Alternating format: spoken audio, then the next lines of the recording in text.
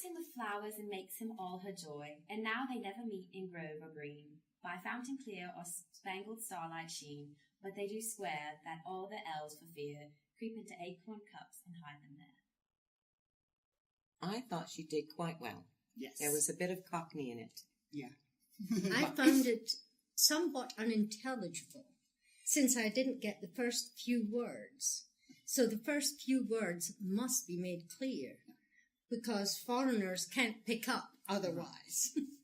But other than that, it One did of the sound keys, especially if you're going to be posh, is to enunciate Yes, clearly. exactly. clearly. Exactly. Clearly. Yes. Ladies, can you give us some of the differences, again, between the Scottish accent, the more posh accent, and the Northern accent, for those of us that do not have a trained ear? As we discussed earlier, give us the message that was on your telephone to your English Ladies Club, and we'll see the rolling of the R's. Where is it you're going to meet? Well, at Coretta's Grill. I'm sorry, I forget that Scots always roll their R's, and English usually forget about them. But in the lower classes, what is the letter that is dropped? Usually the H. Correct. Hospital instead of hospital. Her Highness. Sorry? Her Highness. Rhinus, yes, indeed. Yes. But when you say words like water and so on, you say water. Water. Yes. Water. Water. How would you say it? Water. Water or water. She's got We the, have a the glottal R. T, Yes. so we say water.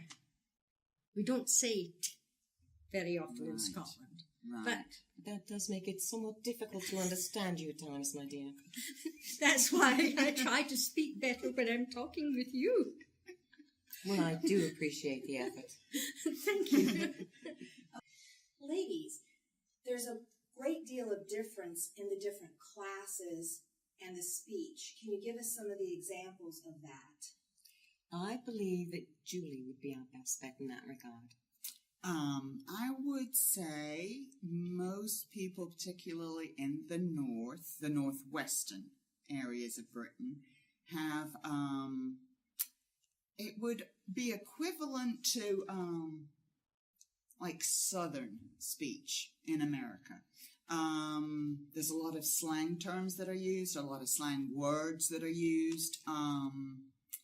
There's a lot of speech is not, they don't enunciate like the upper classes do.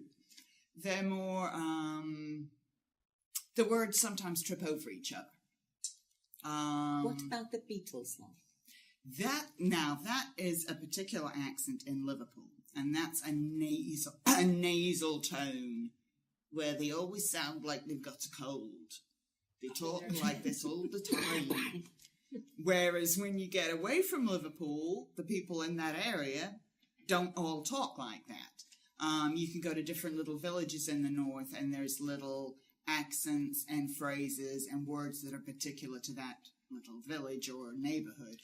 So people in the north were mostly at one time farmers, then coal miners, that factory work, that type of thing in the big cities like Manchester.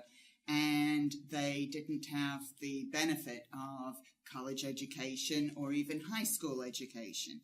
So would Rex Harrison's character in My Fair Lady accurately represent Upper British Middle?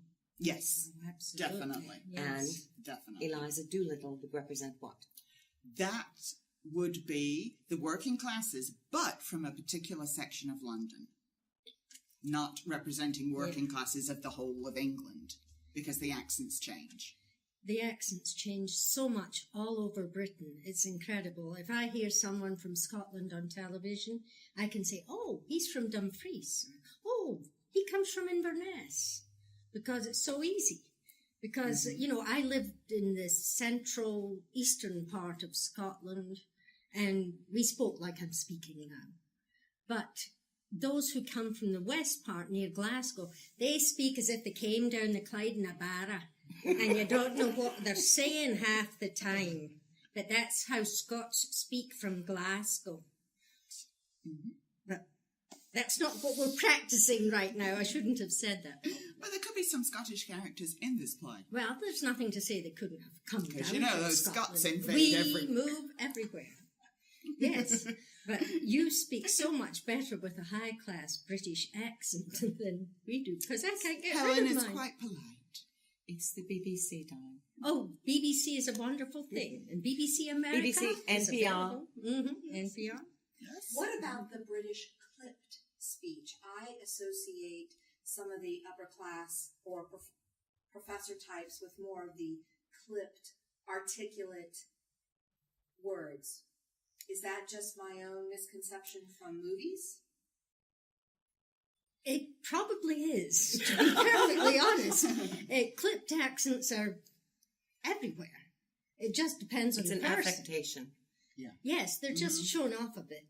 Sure, just like not everybody in New Orleans sounds like they're a Cajun or Exactly. from Georgia. Right, exactly. So I just think there are certain things that people who are going to try out for Move Over Mrs. Markham, if they remember things like the letter R is hardly ever heard of in English.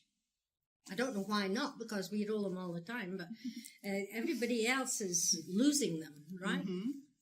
They also need to remember to lose the eh. There is no can't. It's I can't. Can't. I won't. Won't. You know. Singing Yes. in the Rain is where she just took me. I can't stand him. It was I can't stand him. Another thing that you did bring to light that we in the South don't do is we do not say Mrs. We call everybody Ms., whether they are a Mrs. or a Miss. And clearly that will be very important for this show, correct? Correct. If you've earned your missus, you get your missus. We don't accept being a Miss Margaret or a Miss Julie or whatever. No. That's correct. That's perfectly acceptable to me.